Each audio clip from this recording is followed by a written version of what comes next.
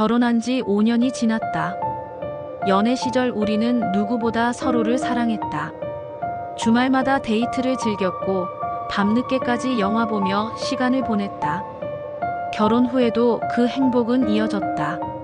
함께 요리를 하고 손을 잡고 산책하며 하루의 소소한 이야기를 나누는 것이 즐거웠다.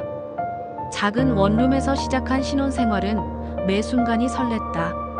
하지만 시간이 지나면서 아이가 생기지 않는다는 사실이 조금씩 우리 사이에 그림자를 들이우기 시작했다. 처음엔 아무렇지 않았다. 언젠가 자연스럽게 찾아올 거라고 믿었다. 하지만 몇 년이 지나도 변화가 없었다. 결국 우리는 병원을 찾았다. 검사 결과 남편과 나 모두 특별한 문제가 없다고 했다. 그런데도 아이는 찾아오지 않았다.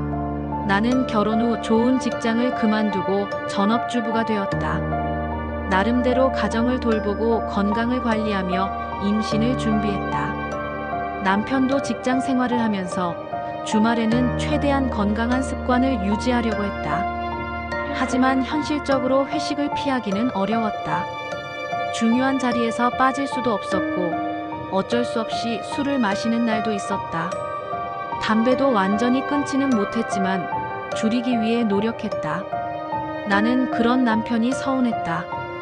그러면서도 남편 몰래 집에서 홈트레이닝을 하며 몸을 관리했다. 나름의 방식으로 최선을 다하고 있었지만 남편은 그걸 알지 못했다. 남편은 내가 운동도 안 하고 게을러졌다고 생각했다.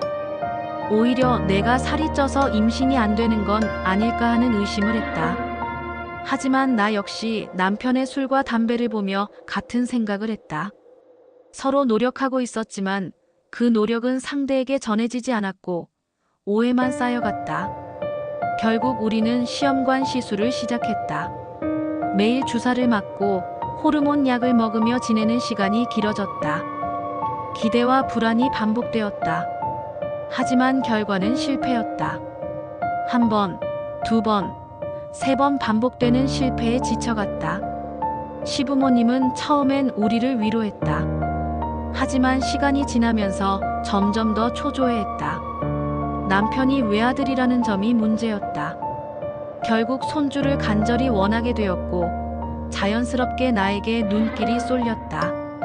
병원에서 우리 부부 모두 문제가 없다고 했지만 시부모님은 점점 며느리인 나에게 문제가 있다고 생각하기 시작했다. 그리고 어느 날 시어머니는 조심스럽지만 단호하게 말했다. 하루라도 젊을 때 다시 생각해보는 게 좋지 않겠니? 그 말이 머릿속을 떠나지 않았다. 무엇보다 남편이 아무 말도 하지 않은 것이 더 서운했다. 남편이 부모님의 기대와 부부관계 사이에서 갈등하고 있다는 걸 알면서도 나 역시 불안했다. 나는 정말 아이를 가질 수 있을까? 끝없는 의구심과 시부모님의 차가운 시선이 마음을 짓눌렀다. 남편도 혼란스러웠다. 부모님의 기대를 저버릴 수 없었지만 나를 사랑했다. 하지만 앞으로도 계속 실패한다면 부모님의 기대를 외면한 채 평생을 살아갈 수 있을까?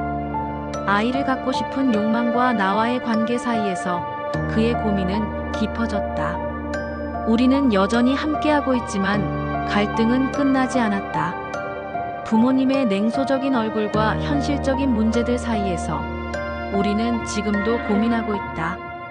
당신의 생각은 어떠신가요?